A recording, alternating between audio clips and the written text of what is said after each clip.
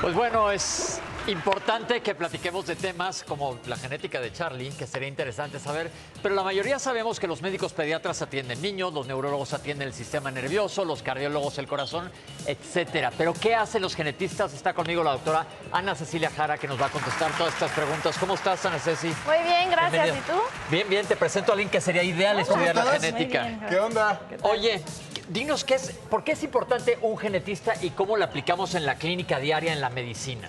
Bueno, justamente el médico genetista se encarga de evaluar a los pacientes con enfermedades hereditarias, pero también vemos desde malformaciones al nacimiento, podemos ver síndrome de Down, es el médico de cabecera de los niños con síndrome de Down, con otro tipo de síndromes, también podemos ver cáncer hereditario, como que vemos un poco de todas las especialidades, pero de lo que ya tiene que ver con genética o herencia. ¿Por qué es importante la valoración genética? Bueno, yo siempre he sido, tengo un sesgo, soy médica genetista, pero yo creo que todo el mundo deberíamos ir al genetista al menos una vez en la vida, porque ahí tú puedes evaluar, de acuerdo a tus antecedentes familiares, tu riesgo desde diabetes, por ejemplo, cáncer, cuando quieres tener hijos, poder saber si podrías heredar alguna enfermedad Mira, a tus está bueno hijos. eso. Oye, ¿cómo lo haces? ¿Por medio de la sangre o cómo es? Se puede hacer, los estudios de ADN se pueden hacer por saliva o por sangre, cualquiera de las dos. Pero ahí te tengo una pregunta. Es bien interesante esto, sobre todo cuando hay enfermedades que corren en la familia, ver quién va a expresar o no un gen que va a decir te va a dar esta enfermedad o no te la va a dar. Pero, por ejemplo, yo voy con el genetista y me dices, híjole, es factible que tú vayas a tener Alzheimer más adelante. ¿Qué hago? ¿Qué se hace? Porque no hay nada preventivo en ese momento. Exactamente, y qué bueno que lo mencionas, porque justo esa es la importancia del asesoramiento genético. En el asesoramiento genético, antes de hacer el examen, te vamos a decir los posibles resultados del examen genético y qué puedes hacer si te sale positivo. Porque como tú dices, hay muchas enfermedades en donde no hay nada que podamos hacer y el paciente tiene que saberlo para, pues, ok, sí quiero saber o a lo mejor no quiero saber. Y otras en las que sí, por ejemplo, el cáncer. Angelina Jolie se quitó las mamas porque sabía que tenía un muy alto riesgo de cáncer de mama. Órale, pues sí deberíamos de ir todos, como dices, por lo menos una vez al año, ¿no? Pero sobre todo cuando existen cosas que puedas modificar desde antes. Por ejemplo, hay enfermedades que se pasan a la familia a lo mejor nada más del lado del hombre o nada más del lado de la mujer y ahí tú puedes dar un consejo genético, que esto es importante. ¿Qué es un consejo genético a una pareja?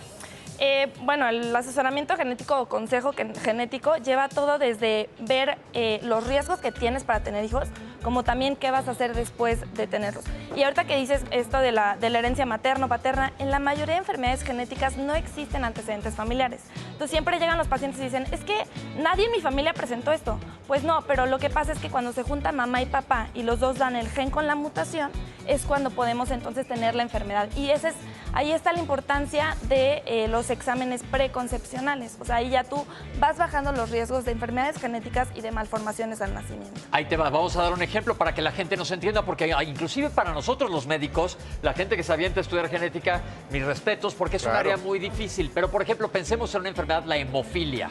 ¿Qué hay? Por ejemplo, vamos a ponerle esta de ejemplo. ¿Pero qué es hemofilia? Hemofilia es una enfermedad en donde no coagulas adecuadamente, entonces te puedes desangrar. Y esto se oía mucho cuando en la Edad Media la nobleza tenía hemofilia y se moría la gente. ¿Qué pasa, por ejemplo, con esta enfermedad y la importancia de un genetista? Bueno, justo en esta enfermedad, quien porta el gen mutado es mamá, porque recordemos que nosotros tenemos 46 cromosomas, 23 de mamá y 23 de papá.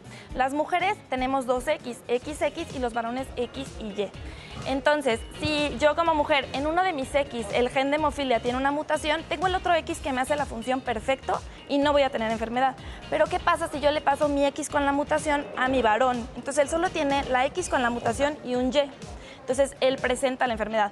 Yo antes de tener hijos puedo ver si soy portadora de hemofilia para evitar que mi hijo varón lo herede. A ver, y ahora voy a meter una pregunta con un poquito de ¿cómo decías cuando jugabas tenis y le ponías jiribilla a la pregunta? Consejo genético en embarazadas, a veces se estudia qué puede traer el bebé. Exacto. Y esto qué implicaciones clínicas puede tener. Si a ti te dicen, Charlie, tú embarazaste a alguien, van a tener un bebé y te enteras que tu bebé tiene, doctora. Pues puede ser desde síndrome de Down o puede ser hasta algo como anencefalia. ¿Eso lo sabes antes de que nazca? Sí. Anencefalia quiere decir que salen sin no cerebro. Hay sin cerebro. No hay cerebro. Sí, no. Sí, pero entonces, lo ideal que yo siempre les digo es vengan antes de embarazarse, pero bueno, a veces no pasa.